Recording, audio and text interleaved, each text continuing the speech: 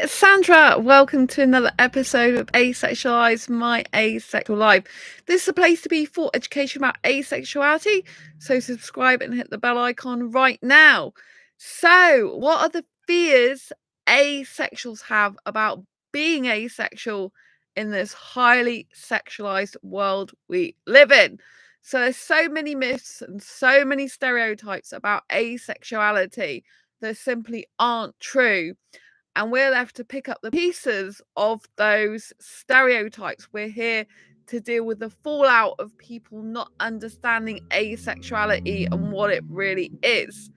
So some people think asexuality is abstaining, but it's not, because asexuality is a genuine sexual orientation. It's not a choice to refrain from sex. Of course, everyone has a choice to have sex or not, but it's not, oh, someone's choosing to abstain from sex. Asexuality is a sexual orientation that is based on a lack of sexual attraction, which means, in the main, because asexuality is a spectrum, we don't get the need, urge, or want for partnered sexual intercourse. It's not a defect. It's not some sort of terrible disease or illness. There's nothing wrong with being asexual. Some people just don't experience sexual attraction, and that's okay, or others just don't experience it in the normal way. So, Asexual Perspectives Day 4, celebrating our diversity across the asexual spectrum and our differences within it, just like the book. So, happy Asexual Perspectives Awareness Month. Don't forget to use hashtag APAM in your posts when you're sharing, and we're going to dive into the book. If you haven't yet got a copy of this, go to Amazon and go and grab your copy. It's a great introduction to asexuality, but also dives deep into how asexuals really think and what they think about love, life, and sex from an asexual point of view. So we're going to discuss some of the points raised in this book. So, what is your deepest fear, concern, or worry about being asexual? This is Philippa Duke's story. At first, I was very concerned about being alone, as even when I found the LGBTQIA community where I live, there were still all based on a sexual orientation that involves sex. So there was no asexual point of relation.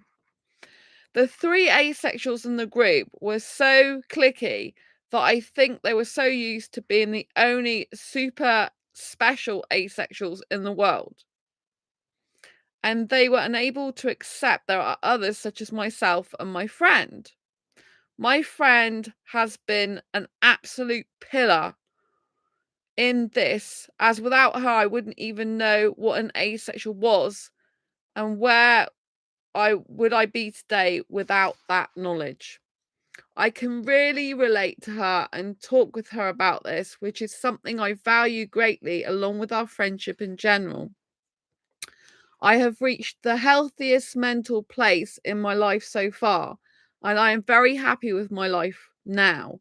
I have resolved my fear of loneliness. I can easily say that I'm lonely, but I mean it as in, yes, I would like more friends, but I'm so content in my own company that I don't need friends to find my own value and to be happy. I really want to get a pet hamster for companionship and then move on to getting a dog, and way down the line, adopt. Being alone isn't a curse. Sometimes it's exactly what you need. I keep thinking about getting a hamster recently, but I can't. I've got no allowance to put pets in my home. I keep, every time I go somewhere, like, I keep seeing hamsters pop up. So that's a side note. But yeah, I think if you do have really good friends, even if it's just like a handful of friends, like a few friends, it really helps when you're asexual. So if you end up not being in a relationship and people not understanding you or relating to you because you're so different, so that cuts down your options of people who are actually in your life, then I think if you just got like a few close friends, it can really help the situation for you to feel like more confident and comfortable in life. And I think you can be confident and comfortable in and of yourself on your own. But I think, as I know from working for the NHS before, that one of the 5 ways to well-being is to connect with others. That if you're so isolated and so cut off that you're not talking to absolutely anyone regularly, that can be detrimental to mental health. And as a lot of society don't understand asexuality and they think there's something wrong with you and weird, then it can be much, much harder to make friends, to socialize, and all that type of stuff. I'm fortunate in the fact I'm very confident about my asexuality, and I do this YouTube show and write books for asexuals. So I'm constantly talking about asexuality. You know, I went to a business event earlier today, and there I was talking about asexuality and this channel and how I help asexuals and that type of thing. So I was really pleased and proud to be able to do that. But I don't think everyone's got that privilege. You know, if they're more shy about being asexual, if they're around crowds of people that are not understanding and open-minded. I'm thankful that the Tech Exeter event I went to earlier, you know, the people there, they're very accepting.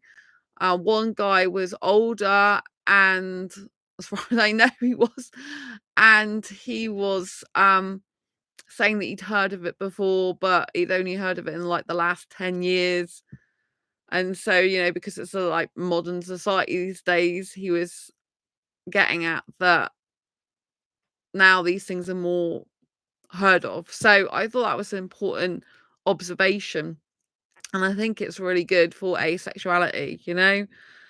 And I think, like I said, it helps if you have got a few good friends as well, because, you know, a lot of asexuals, we are going to probably be on our own forever and not in relationships for whatever reason. That doesn't mean to say it's just because of our asexuality, but obviously that makes it harder when the majority of the world population is very sex driven and they see a relationship as always having sex involved, which is a shame.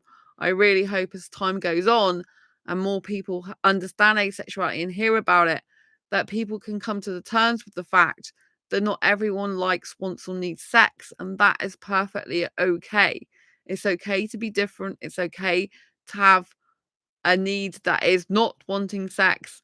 And that is normal for some people. So I hope that in the future, relationships without sex can become more normalized and that we can see the world embracing asexuals and understanding that it's okay if we don't have sex, that it's okay if relationships are based on mutual respect, which they should be, an emotional connection, which is how asexuals love the most because we're in the main are not interested or fixated on genitalia.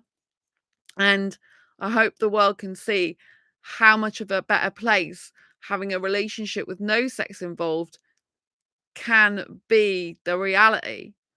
That yes, there'll always be people who want, like, and need sex, but equally important and valid are people who don't want that.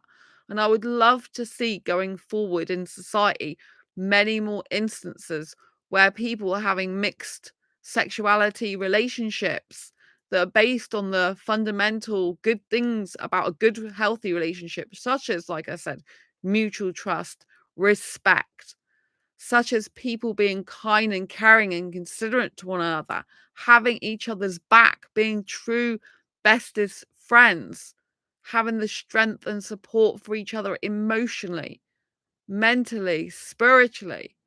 Everything shouldn't be all about physical stuff and about genitalia. It should be like, I've got your back. You know, we're like soul mates, as in our souls are going well together, as in we really appreciate each other and we really support each other, which is what a healthy relationship should be based on in the first place. And I think if people were less thinking about sex and using it as a band-aid to cover up relationship problems, then the world would be a better place, probably a safer place, probably a happier place. So I really wish people could see that. Liam, hi beautiful Sandra, this world is obsessed with sex. Yeah, I don't watch the news. I don't watch television. I very much limit what I put in my brain. And I think that's a really good thing because then I don't see how sex obsessed the world is unless I actively participate in dating sites, which I'm not doing anymore, like for the foreseeable future. I'm not saying I'll never do that ever again, but I'm not active on dating sites. I've still got a Badoo premium account. I went in there just to check my account's still active. Was it yesterday? So, but it's very disheartening. And the only person, so in Badoo premium, I can see, without going into all my likes, I can see the last person that liked me. The last person that liked me is wearing a wedding ring, wearing a ring on their wedding finger. So I assume they're married. That's what really pees me off about these dating sites. It's like, if you're married, why are you even on there? I just don't like it. I think it's so distasteful. I think it's so rude and obnoxious when they've got a wife or husband or whatever and they're there on dating sites trying to get someone else. And people who say they're just looking for friends on dating sites, I really don't believe them at all. I just think it's lies. And I'm just not interested in that type of person, And so I think asexual fears are definitely valid, especially with the world being highly sexualized. I hope in time that we do come to see different types of relationships more and more in society. I hope people get bored of sex. I hope people eventually see that, oh my gosh, it isn't the be all and end all of life. Not everyone experiences sex in the same way. Not everyone thinks it's this wonderful, magical, amazing thing. I just don't get it because I am asexual.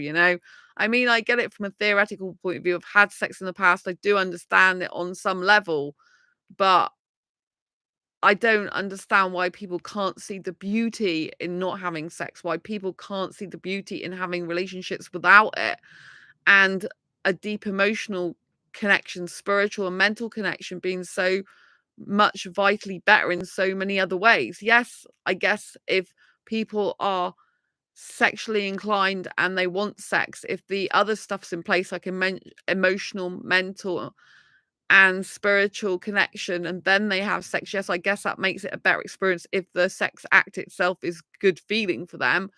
But I think more and more relationships these days are crumbling because people are not emotionally connected. They're not really caring about the other person. They're caring about their body. They're caring about how much humping they can do. And I think that that is a fear about society I have in general, not just to do with asexuality. And I think more and more people should wake up to the reality of why haven't we got each other's backs in life? Why are there so many people that are lying and deceiving in relationships or on dating sites? There's something severely wrong with that. That should be addressed as a societal concern. Why are people lying? Why are people deceiving? A lot of the time it is due to childhood trauma. It's to do with unhealthy relationships. It's to do with avoidant attachment styles that are often got through childhood trauma. So why aren't we tackling the bigger issues like childhood trauma? Why aren't we teaching people and children in schools about what it feels and means to be loved and to be happy? Unfortunately, obviously, if a lot of us come from backgrounds where things might be broken or dysfunctional, then it's hard to set that right. And you can't really do that until you're in adulthood. And you've then got to pick up the pieces of the childhood that you didn't have, that you should have had, that was welcoming and loving and emotionally nurturing and kind and caring and empathetic. Because the people that are not getting that in childhood, they don't know how to behave in adulthood. They don't understand the right ways to behave. They shut down, they avoid, they don't want to deal with their emotions. And often sex is used as a band-aid and a stimulation to just avoid the real issues of the world, to just avoid the real issues of commitment and love, and to avoid negative emotions, but to avoid difficult emotions, to avoid things that we couldn't comprehend or deal with as children. And unless we understand as adults and have learned how to be able to deal with those things, nothing really changes, no matter what age we are. And so it's difficult. Most people do experience childhood trauma, and it's a very, very difficult, serious scenario. And I don't think enough people are talking about it as a general society. There are certain YouTube channels that do, But I think people have got their priorities wrong in life. I think a lot of people put material stuff before people. I think a lot of people are putting bodies and like how to get people's genitalia before actually developing an emotional connection. I feel that a lot of people are not going down the caring route of genuinely caring about someone else's feelings, emotions, and wanting them to be happy and rooting for them. I think there's a lack of these type of things in society. So I have a fear, if you like, for society rather than just for asexuals. But I think it's a genuine fear. I try to focus on the positive as much as possible, but there are a number of scenarios I come across where I see people being emotionally neglected, where I see people not knowing how to emotionally deal with situations. You've got the people who are doing the neglecting, some of whom are finding it hard to just cope with life and cope with situations. They've used coping mechanisms for years to shut down and avoid, so they can't be emotionally connected to others. Then I see the neglect of the people that want to be emotionally connected that can't be, for the people that are avoiding and shutting off their emotions. So it's a very difficult scenario. You know, a lot of people are going through their own issues, their own troubles, and that's not necessarily related even to asexuality. But obviously, asexuality is impacted when most people are having their minds kind of manipulated, if you like, or brainwashed into believing that sex is a vital component of all healthy relationships. I don't mind people thinking it's an important component for those who like, want it, need it, and have expressed in a healthy way why they want it. But I do have a issue with society in general just saying that that is meant to be how it is for everyone, and that that is what society should be doing, because it's not. People are way off the mark. People are way off the mark. What if some major catastrophe happens in the world, which obviously it has, but what if things get worse? People need humanity. People need caringness. People need compassion. People need to feel something for another person. People want and need to have people in their life that are rooting for them, that have got their back, not in a sexual sense, but in a humanity sense, in a heart placed, centered sense. People need to feel that people genuinely care about them. They care about their personality. They care about their character. They care about them as a person. And I think in society, we've lost our way in general with that. I don't think everyone's lost their way. I don't think everyone's lost their way, but I do think there's a number of people, a big scale number of people that have lost their way in life. And I think technology has enabled people to speak to people all across the world, to form communities, obviously asexuals, to be able to, meet people across the screen who they'd never meet in real life, some of whom have got greatest support from strangers. But there's also a danger of us not communicating and connecting with people in real life anymore, of us not feeling things for people, because people are clinging to technology so much. They're like misunderstanding or miscalculating the need for human in-person connection, the need for people to really care about other people, and for people to meet each other's needs, not just their own needs. People need to be seeing the bigger picture and care about something other than themselves, outside of themselves, because they genuinely love, care, and want people in their life. And I think that's sorely missing in the majority of situations in the world population. And I don't think this is just for asexuals. I think this is a global pandemic, if you like, of emotional neglect. Global pandemic, if you like, of camaraderie and of genuinely got each other's backs. But it's that type of attitude, having each other's backs, that is going to be needed in this world going forward. Very much so. So I really hope and pray that more and more people find compassion for each other, find a heart for each other, find caringness towards each other without the genitalia, just because you care about someone. When hard times hit, it doesn't matter how much sex you can or can't have. It's all about the people, the hearts, the personalities, the characteristics of people. That's what really matters, not sex and how much you can get off with someone else and what else you can do to someone else's body. We need compassion. We need understanding. We need thoughtfulness and appreciation for our differences, because our differences are a beauty. They're not something that should be shunned or took away from each other.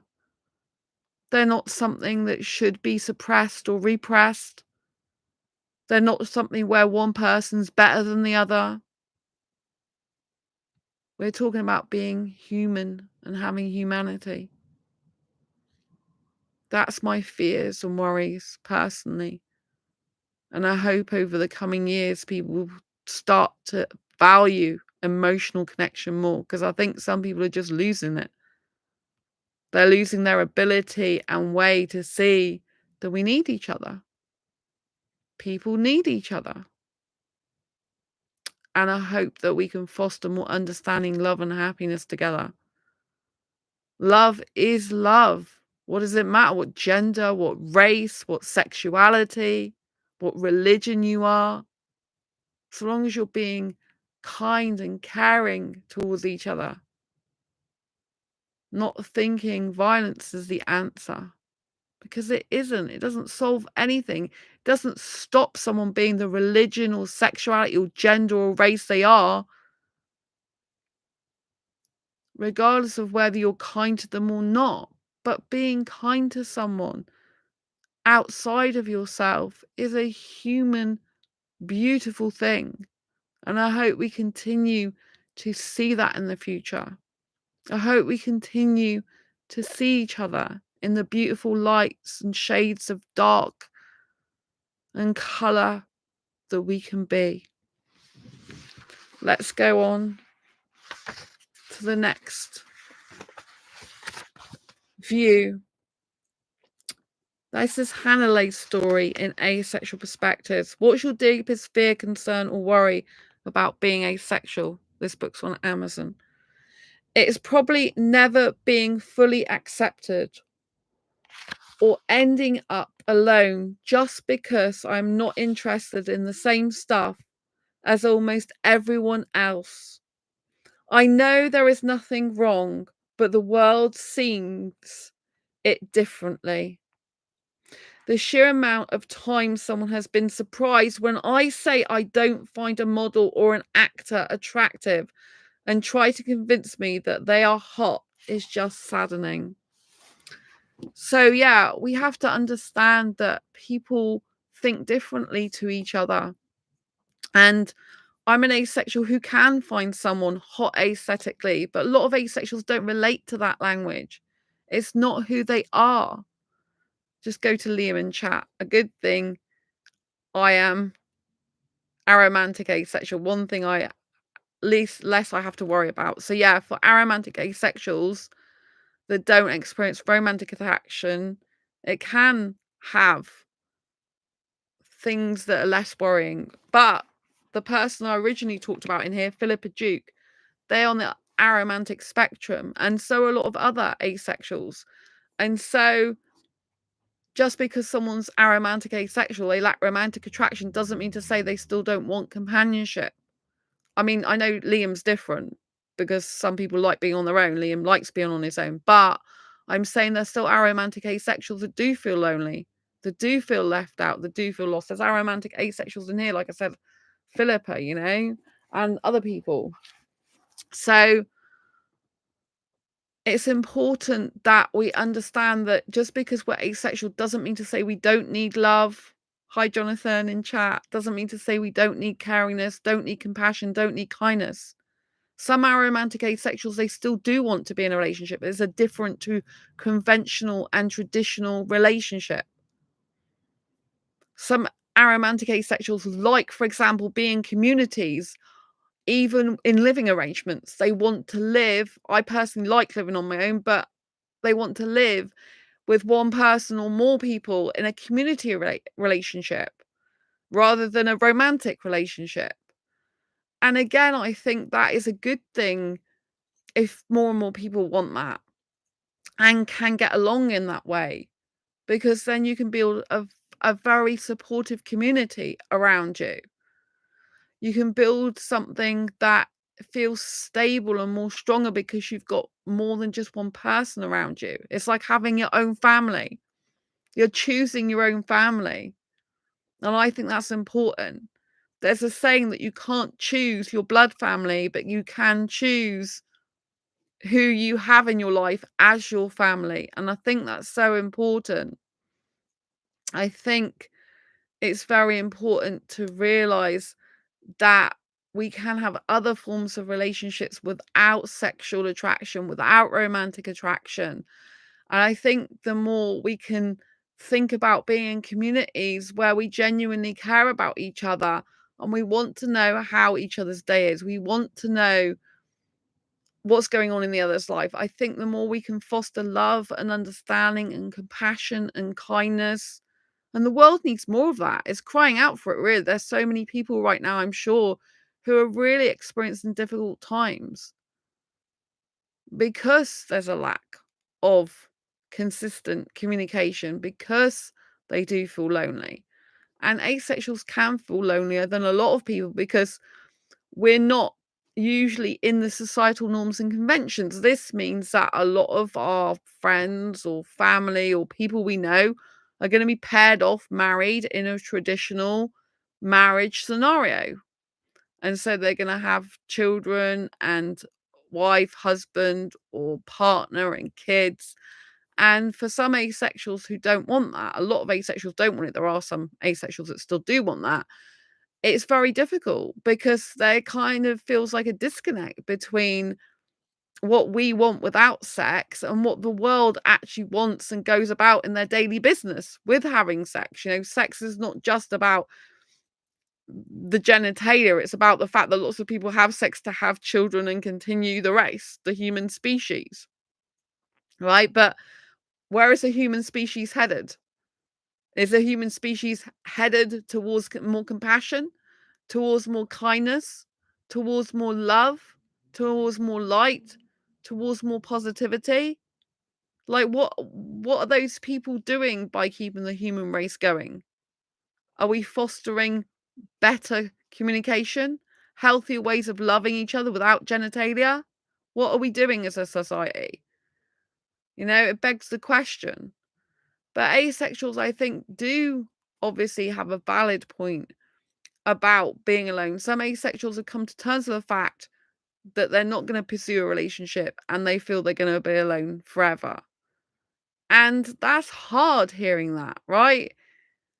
Because we don't have to be in a relationship to feel lonely, and we can be in a relationship and still feel lonely. So there's a loneliness pandemic, if you like, in the world, regardless of sexuality. How many times have you got into a relationship or dating scenario when you've actually felt really alone in it? Or maybe you've gone into a crowd of people and you felt completely alone because no one's asking you questions about yourself, because no one's caring about you, because no one's taking a genuine interest in you, because no one's there in times of really hardship and need. So I think all these things come into play, some from an asexual point of view and some from the genuine and general point of view of, you know, societal needs and what we're missing. So I think, you know, like for asexuals, it's harder when there's so many stereotypes of what people are meant to do. Like you're meant to in school, you know, fancy, have crushes, get off with people, you know, like do sexually explicit stuff, touch each other and all this lot, you know. These are kind of the norms and dating and going out by society standards, and then like be interested in sex and more sex, have sex at clubs, have sex at bars, have, you know, sex, sex, sex, sex, sex. The whole world is very geared towards making a huge profit off sex, Viagra to get it up, sexy lingerie to impress someone. What happened to people just loving the human body. I'm not interested in the human body in the sense that I'm nudity repulsed, but I damn well think in relationships, people should be more focused on each other's natural bodies than having to like put on some costume. I know I'm not going to be well liked by some people who like role playing, who like dressing up for sex or like dressing up just for sexy times or whatever, right? But I think, why aren't we liking people's bodies like for the natural beauty that they are?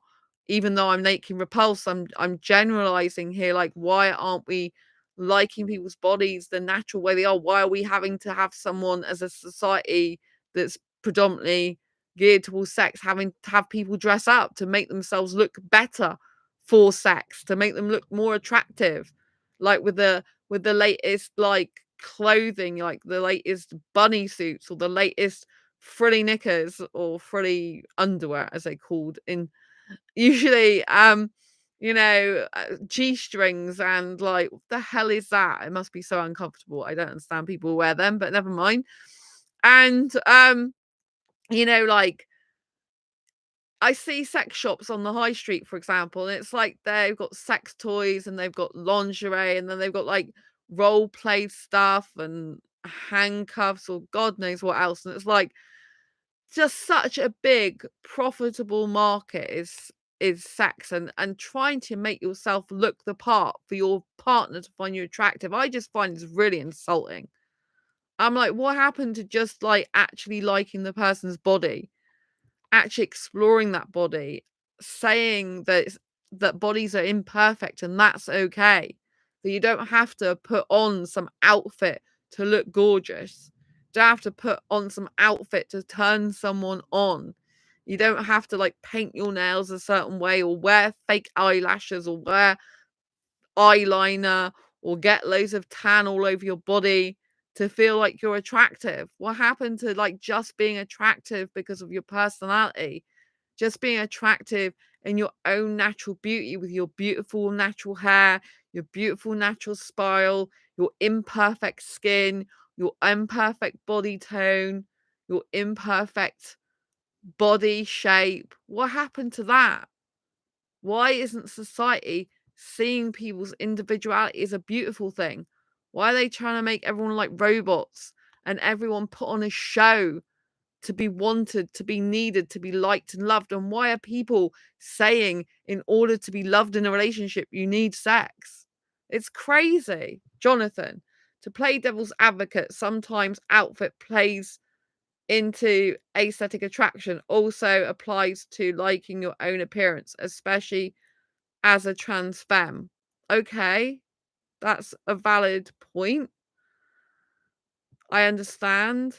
I did say that not everyone will accept what I say, but aesthetic attraction and clothes attraction are two different things as well.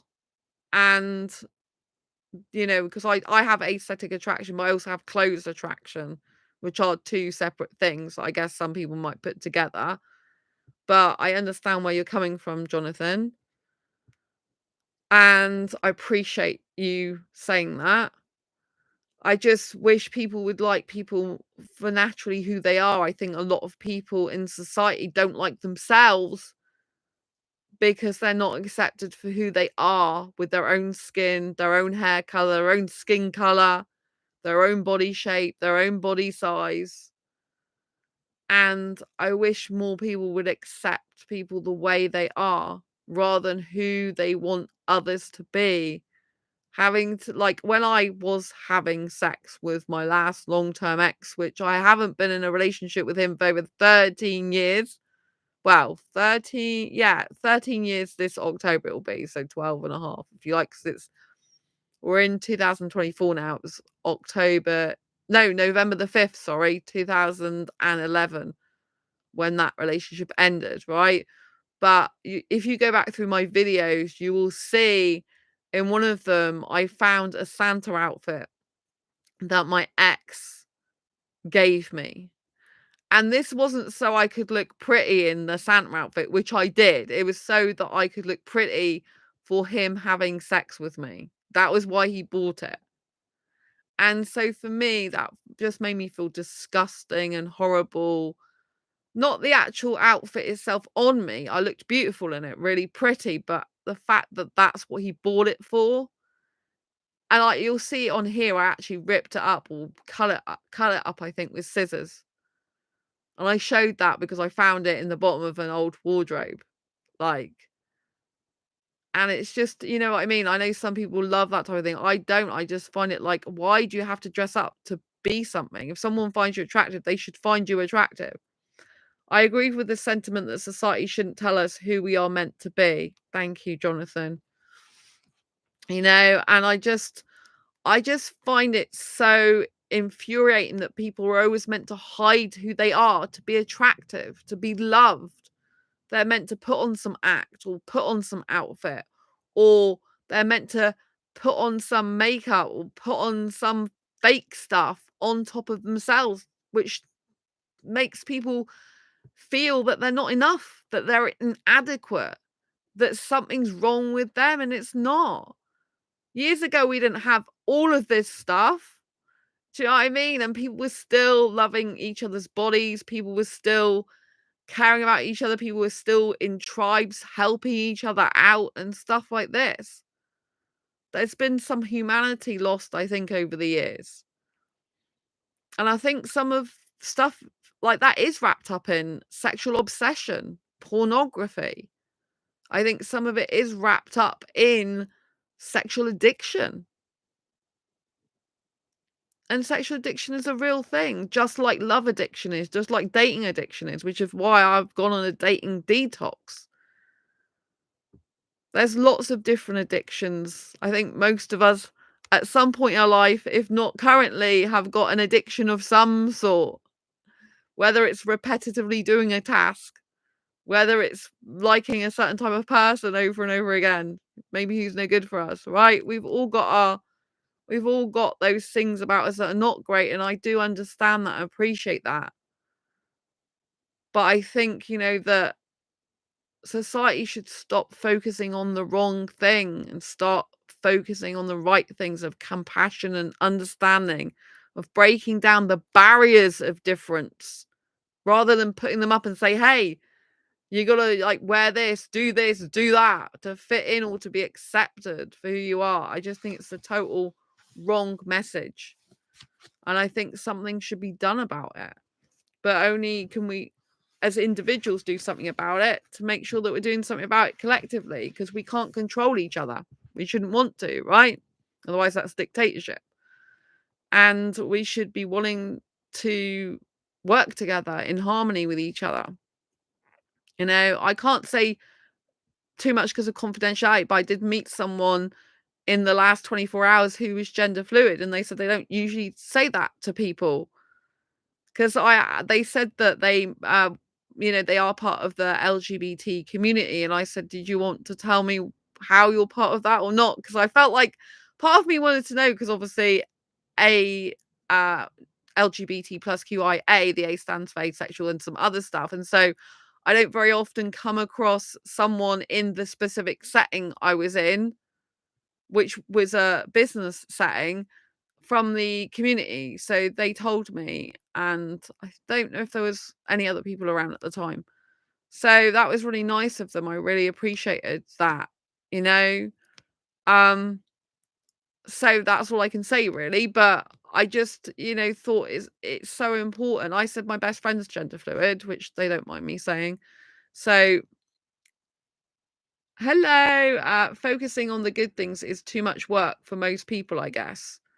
That was what someone said in chat. Yeah, I think people don't understand what hard work is these days, you know? Like, people should be focusing on good things. I see people, some people, not this doesn't apply to all people, but I see some people in groups, for example, and they're saying they are saying they're lonely. And they, you know, they just want someone to talk to. They want someone that basically on their terms. But yet they don't want to put the hard work, time, energy, and effort into having friendships, to maintaining them, to sustaining them. And every type of relationship in some way needs nurturing. And You can't have a healthy relationship and it be one-sided where you're getting something from the other person, you're not giving anything to them. Because people have their own needs and they need to be met, and people should be working together to enhance each other's needs and help each other out, not the opposite. And I do agree that unfortunately some people think it's too hard work to and too much to be a good person and to appreciate and care about each other, which I think is sad. I think not enough people think far enough ahead in their lives as well. Like, I always think like, oh, okay, when you're much older, years and years to come down the line, like, who's going to be there for you if you are literally not there for other people? Who's going to be there for you, right? Because we have to think about other people, not just ourselves. We have to be thinking about who's in our life, who can we reach out to, who can we care about, even if it's just a handful of people. It doesn't have to be tons of people, but I think there should be small groups of people around the world that care about each other. I think the world needs that. I don't think more than like 24 hours ahead, says Jonathan. I think it's important to think ahead though, because that's the reality of situation. Some people find reality hard to deal with. I understand. But the reality is we need to be thinking further ahead. Planning things of what we want to do in this world. I'm trying to look at your name. Is it Jessica, but spelt a different way? It's kind of hard because of the screen, the black on white background when I'm trying to talk. It's probably why a good number of male to male friendships tend to not be as healthy as other friendships. But I think it kind of depends when it comes to that one specific thing. It's really interesting because throughout my life, the majority of time I've got on better with guys than I have with women. And I formed more connections with women through the asexual community, which has been good for me. But in the main, if I'm in groups of women, for example, in general, I tend to still get on much better with guys. I got Jessica from Kay and Peele. Oh, is that a TV series? So yeah, is it Jessica? I think it is. I'm trying to say it's kind of hard with the writing, but yeah. So I do think some people find it hard work to be friends and have relationships and stuff. But the fact is, it is hard work. Like, why do we think or know that things are hard work in life, such as going to work, working for someone else, for a company, which a company's a materialistic thing? It's not an actual human thing. Why do we recognize that it's going to take hard work to get money? But when it comes to love and relationships, people don't want the hard work. Anything good and healthy requires hard work, usually, right? To be healthy. So people should be understanding that relationships take work, friendships take work. I do see the odd person that posts stuff that I think is very, very selfish. They say, oh, I want a friendship, I'm so lonely. But yet when people try and be friends with them, they don't want to know. They shun them away and they'll go round in circles going, I've got no friends, I've got no friends, I've got no friends, I've got no friends. And every one time someone tries to be their friend, they keep saying, I've got no friends. Well, you're creating that situation for yourself. How can people be your friend if you're not actually acting like a friend? You're pretending you've got no one when people are being there for you. It means you're taking someone for granted. It means you're not even caring about the friends you've got. It means, do you even care at all about the friends you've got? If so, you're not even a very good friend anyway, are you? They're better off without you if you're being like that, right? Because, I'm not saying everyone's like this. There are people that genuinely care about each other, that people who are asexual do, for example, post in groups saying, hey, I met up with my asexual friends. I went to this club I'm going to, and they go regularly to clubs. They regularly care about different types of people, and that's really good. So not everything's like this, but we're talking about fears and worries and concerns in the specific video that asexuals have. But obviously there's fears that I have, not just for asexuals, but in general society terms.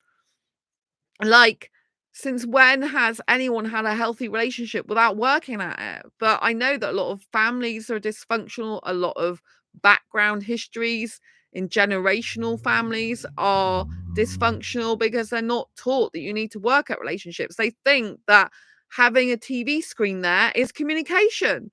Oh, let's sit around and watch TV all the time. That isn't communication. I'm not saying people can't enjoy a family movie together or they can't sit around and watch some TV, even though I personally don't watch any TV because it's very bad for the mind.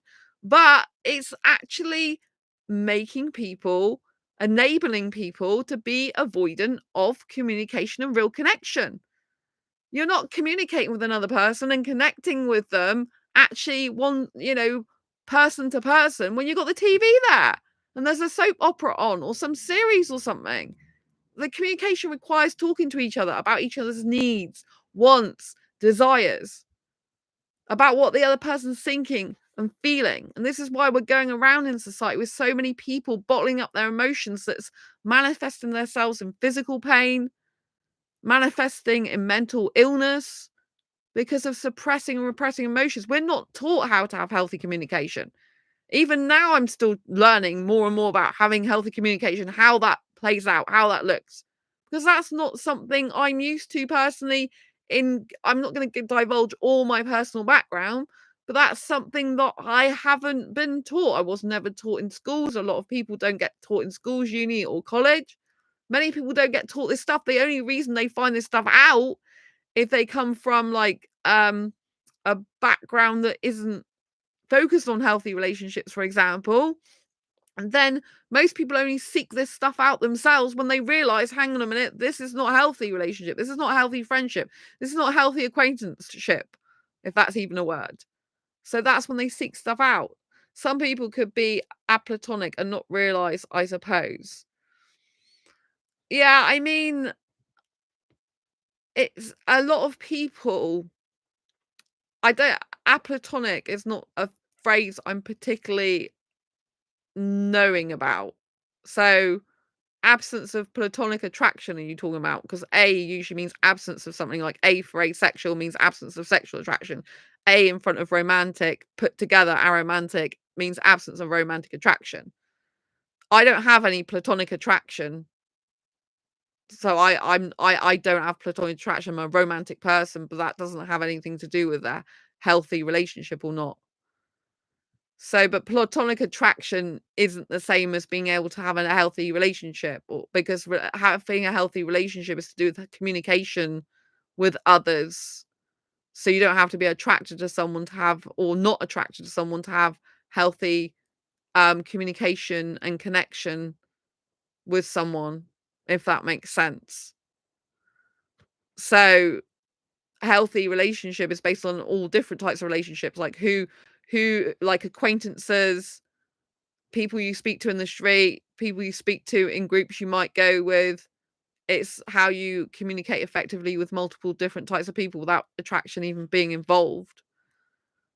And people like if some people want to be on their own, that's fair enough, but I do understand that a lot of the people that even like to be on their own, some of it's good because it's good to want to be on your own, but some of it comes from an unhealthy point of view. It comes from where people are used to avoiding intimacy because they've been hurt so much in their life. And so some people can be so comfortable with being alone because they think that if they connect with others, it's just going to lead to pain and hurt. And that's the truth. They don't want to say that out loud. Who does, right? But that is the truth of where they're coming from. They're like, so they bury their mind in projects, they bury their time in other things that are not to do with humans directly, because that's there for them when humans haven't been years ago, for example. It's very difficult topics we're diving into, more than just about asexuality on this stream. And it's hard because more and more in this world, I feel that we're having to cope on our own more. We're having to be on our own more. We do need to be happy being on our own. There's a proportion of people in the world that feel they can't be on their own for 5 minutes. They need other people. They're too attached to people all the time in an unhealthy way. And then you've got other people that are so detached from others that they're not even forming connections or trying to maintain relationships or friendships with people or acquaintances. And eventually a healthy person is going to get fed up of those types of people and just think, well, if you're not going to bother actually putting time, energy, and effort into making a relationship or friendship work with me, then why should I bother with you? Because it's pointless putting your time, energy, and effort where it's not appreciated or wanted or needed. So we have these dilemmas going on in life as well as our sexual orientation. I think because asexuals are not so geared towards sex or genitalia stuff, not so focused on the physical aspects of a relationship, I think we notice this a lot more. Because as I mentioned earlier, sex is often used as a band-aid to cover up things in relationships. And obviously there's situationships in the world where people are having friends with benefit scenarios. But I think as an asexual and as an asexual community, ones that are not generally focused on sex, we see other elements that are missing, more pronounced in relationships or friendships. You know, there's more of a loneliness going to be amongst us to a certain extent because we're not relying on sex to make us feel included, validated, or wanted or needed. Sex is very much focused for a lot of people on a desiring each other, wanting each other, needing each other. And some people just do absolutely anything to get and keep sex in their life, which means they'll do lots of things for a person based on the fact that person's having sex with them. You take the sex away, and they'll be like, well, what am I doing this work for? Why am I putting time, energy, and effort into a relationship? I've been in, well, I still am in some, but I'm not active in them anymore. The dating groups where, you know, guys are like, what am I getting out of a relationship if the woman's not having sex with me? You know? And I've even seen it because I do go into forums and stuff, or sometimes, or I do see other YouTube channels, and I see them come up, and I see them, you know, like have things, and it's talking about relationships in a negative sense. And I've even seen, like, I've been on Quora, for example, and Reddit, and I'm not actually subscribed to Reddit. I go on Quora sometimes, and I see people like saying, guys, for example, saying, oh, a woman doesn't need a man anymore, and she doesn't need him for sex anymore. And so, or a man's not getting sex from his woman, and she doesn't need him in any other way. So what is he getting out of it if he isn't getting sex? And I'm like in shock. I'm like thinking, you're getting a person, you're getting a personality, you're getting a soul. Why is people so focused on sex and what people can get out of each other in terms of a relationship? It's like, you know, a relationship, you both have to have needs to be met as much as possible. But it seems to me that it's backwards, that people are just thinking, what's this person doing for me in terms of, like, are they giving me sex? Are they paying for stuff for me? Are they buying me this big house? Are they giving me this money? Are they paying my bills? Are they doing all this, this, and this? And I'm like thinking, why is relationships not based on a person? Like, do you laugh with that person? Do you have fun with that person? Does that person make you smile? Is that person with you for the good days and the bad days? Could you phone that person up and say, hey, I'm sad at the moment, this thing's happened? You know, what's happened to humanity in relationships and connections and friendships? What's happened to that? And that should be the focus, you know, not genitalia and what people can get out of people materialistic wise and body wise. You know, it's just not good. So Katie, I worry about the most about my future. I'm scared of ending up alone. I want to eventually find a partner, get married, maybe even have kids, but I feel inept when it comes to maintaining relationships. This is Katie's story in Asexual Perspectives. And so I think it's very valid that some people do feel inept. We're talking about maintaining relationships earlier, right? Not so long ago. And the reason why it's difficult is for asexuals is, you know, if asexuals do understand relationships and friendships and connections differently, if we're not sexually motivated, you know, it does mean that it's harder for us to be in connection with people who are very sexually driven, who are very opposite to us or different to us, whose motives for doing things are very different. But it's one thing I find very, very sad and difficult to accept is that in the dating world, right, I've been on dating sites for 10 years, right? I was active on them for 10 years. I'm having a break at the moment, even though I'm still on some. And I'm not active on them. And, it's really hard for me to see that the motivation for a lot of relationships is sex. And the guys I've spoke to on dating sites over the years, if sex is involved, that's the motivation. I get a lot more heterosexual guys interested in me because they are attracted to me. Lots of heterosexual guys want sex with me. They don't get it, but that's what they want, right? And that is a huge driving force for them wanting a connection with me, for them wanting physicality for me, for them wanting to be around me, which is not, I don't want that to be the main thing. And then I go to the asexual community when I was active, for example, on asexualitic.com, which is an asexual dating website, right? And when I was active on there, a lot of asexuals, they're not proactive in getting a relationship. Thank you for the love hearts. Lots of love to you. And they're not proactive because sex is not involved. So on the one hand, this is my personal experience. I don't expect everyone to have the shared experience, but in my experience, I'm going on or was active on traditional dating sites and dating apps. And I've got guys who are after me because sex is the driving force, right? And more heterosexuals seem to be accepting of my asexuality than a lot of asexual guys do, because a lot of asexual guys aren't out about being asexual. So they don't want to be in a relationship with me because they don't want the world to know they're asexual. And I don't keep stuff like that secret. I'm on this channel. I'm very open. I want my future partner to be like, part of my life. I'm not going to keep them secret. I don't believe in that. It's not something I want to do. I can't, I don't want to live that life. I'd rather not have a partner than have a secret partner, which might sound weird, but I don't like guys who would just want me in secret. It doesn't feel good to me. It feels not good. And so, it's just crazy how, a lot of people are geared towards driving a relationship forward or connection forward for sex. And when you come to the asexual community and you genuinely want to find a loving, caring guy for a committed, healthy, romantic relationship, in my case, and not many of them are that bothered. They're not driving the relationship forward or connection forward. They're not pursuing. They're not doing any of the things that people would do when they're sexually attracted. And I think it's sad that sexual attraction is the driving force behind why people pursue people for a relationship. Why aren't people pursuing people? Because it's like, God damn, you've got an amazing personality. I blimmin' love your quirks. My God, you're so different. Wow, I love that thing you do when you roll your eyes. Or I love the way you curl your lip. Or I love the way you just walk and sway when you're walking. I love that cute little smile you've got.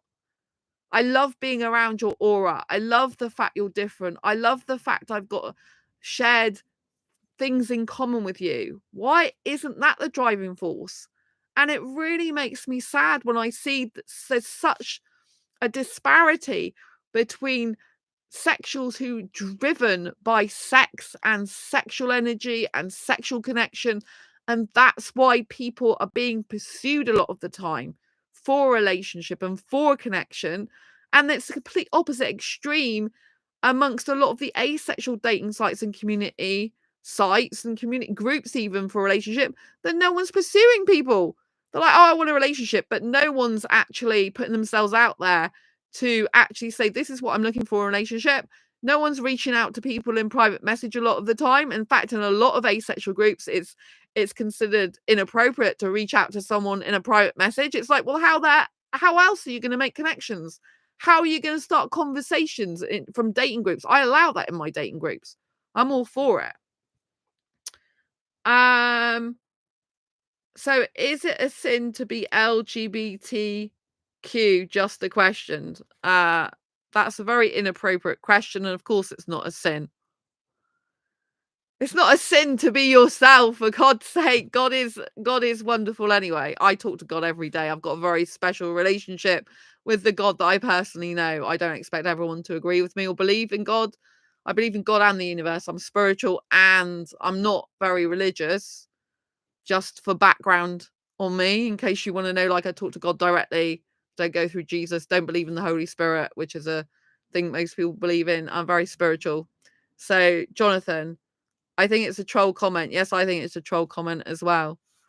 But it is something that does crop up in society, unfortunately. I have heard people say that asexuality is a sin, or someone, that likes a different gender, or, is attracted to a gender that's not the normal gender they should be attracted to, so they're not hetero, for example. I've heard it a lot in society. But it's just a stupid question. And of course, it's not a sin to be yourself. A sinning is when you're actually committing crimes and hurting people. That's what true sinning is. When you're doing nasty things to people and betraying people and deceiving people. That's what true sin is.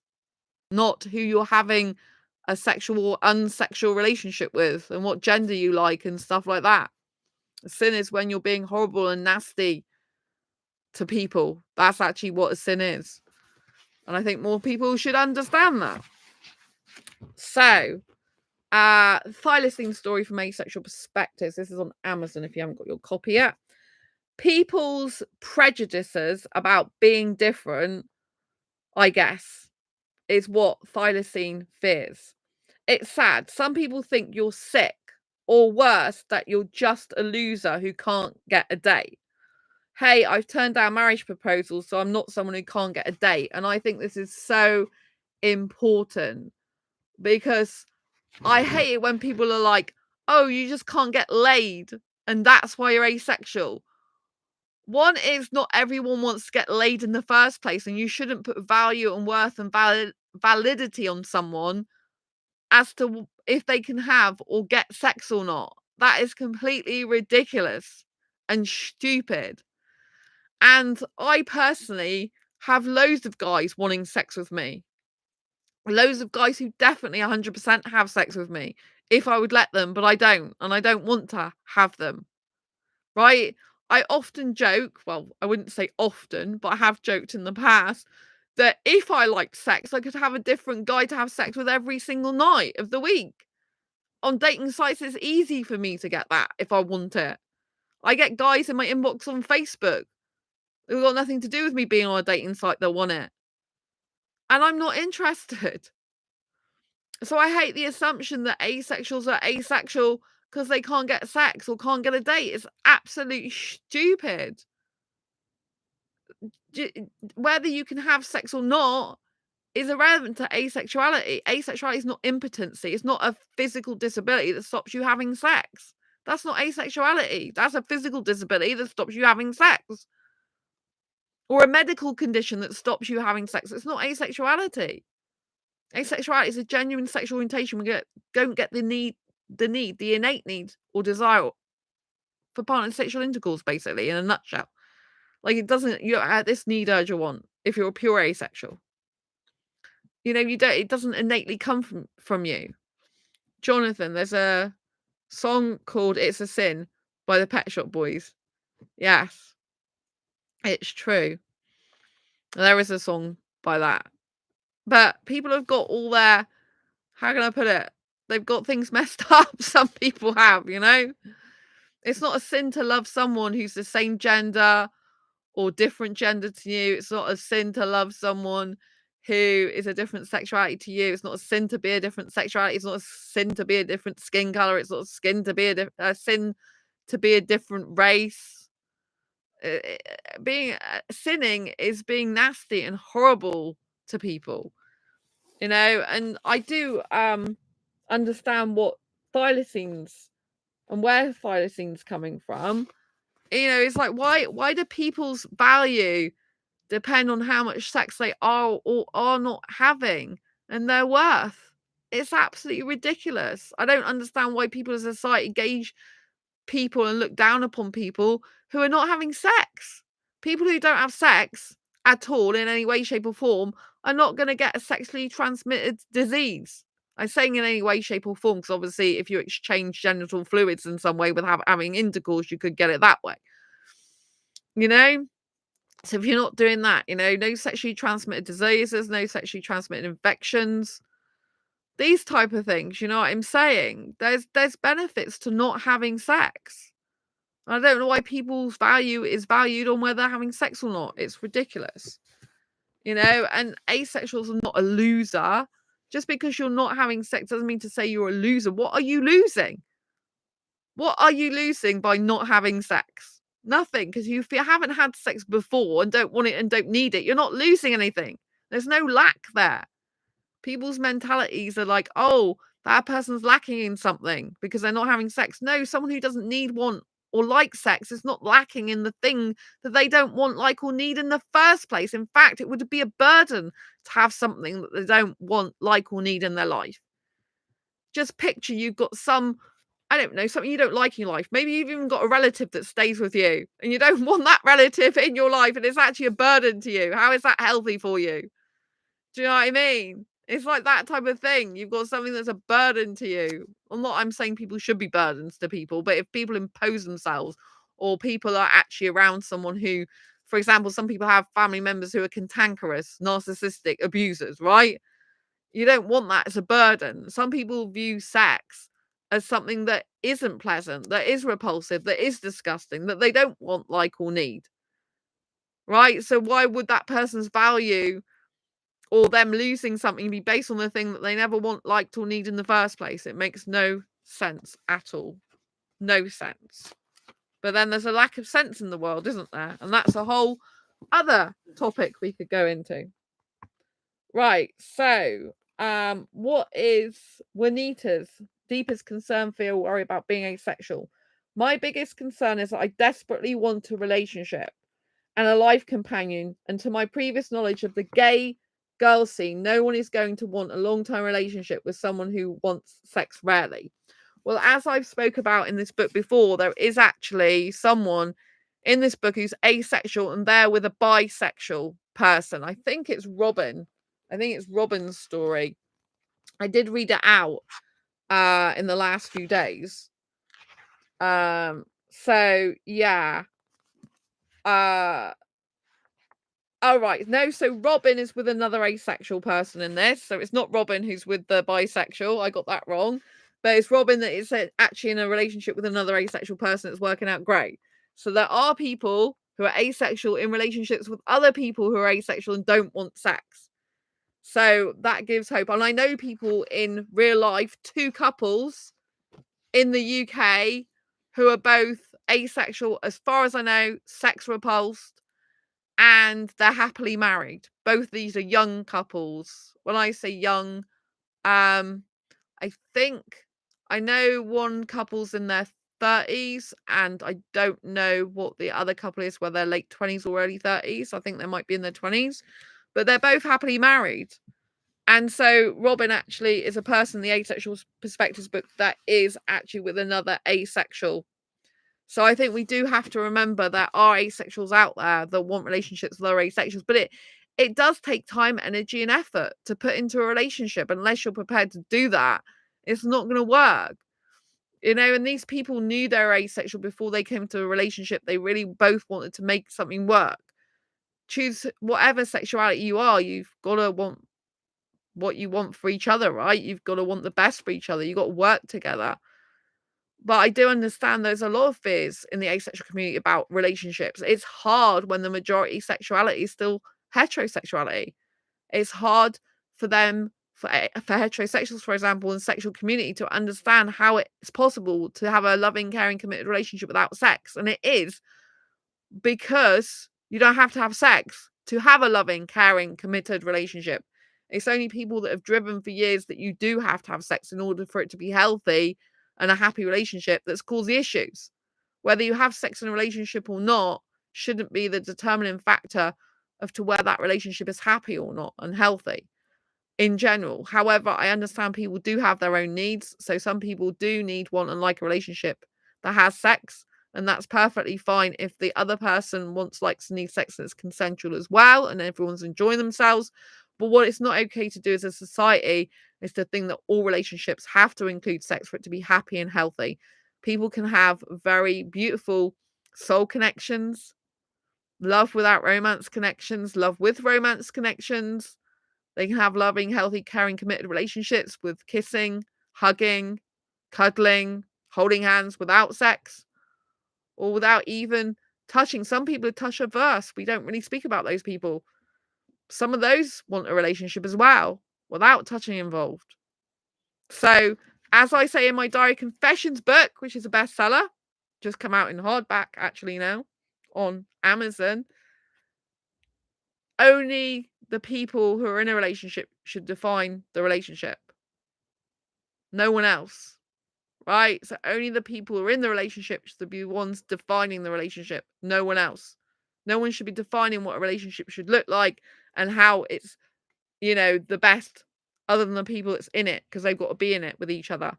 So that's how people can have a relationship without sex, because not everyone has to have sex in order to love a person, in order to be committed to them, in order to be kind and caring towards them, in order to have an emotional connection, a spiritual connection, a mental connection. And some asexuals who are penetration repulsed, but they still like touching, they still want the kissing, they still want the cuddling, they still want some physical affection. So you can still have spiritual, mental, emotional, and physical connection without sex. Go and grab a copy of these books on Amazon. Asexual Perspectives is great to talk about asexuality, and all the myths are busted through in the Asexual Perspectives book here. And it talks about all the different types of things that asexuals might be thinking about, or questions they've got, such as, do asexuals watch porn? Do they masturbate? What's the difference between sexual attraction and sexual desire? So Asexual Perspectives Awareness Month is like the book to celebrate our diversity across the asexual spectrum and our differences within it. Go and get a copy of this. It's on Amazon and it's in all good bookshops as well, that you can get it either in the stores or you can get it online. They usually have to order it to come to the store. But Waterstones, Barnes and Noble, Blackwell's, it's in some independent stores in London as well. For example, in London, I use London as an example because I know someone who's told me that. And Diary Confessions of a Hyper-Romantic Asexual, 78 Life Lessons to Asexual Life. Talks about lots of different aspects, self-love, dating, relationships. Got loads of advice. Go and grab a copy of that, bestseller. It's bestseller this month. I think it was this month in the last week. Yep. So the end of last month, as well as April when it first came out, both bestsellers. So yeah, go and grab your copies of these on Amazon. Thank you so much for being in chat tonight and today, this morning, wherever you are. I hope you've enjoyed it. Thanks for the thumbs up. Don't forget, if you haven't given this video a thumbs up and you do like the content, please give it a thumbs up. Thank you, Jonathan, for being in chat tonight. Liam, Jessica, and anyone else that was in chat tonight. Appreciate you. And take care. Don't forget to keep acing your life. We will have more Asexual Perspectives Awareness Month videos coming up. Super excited for those.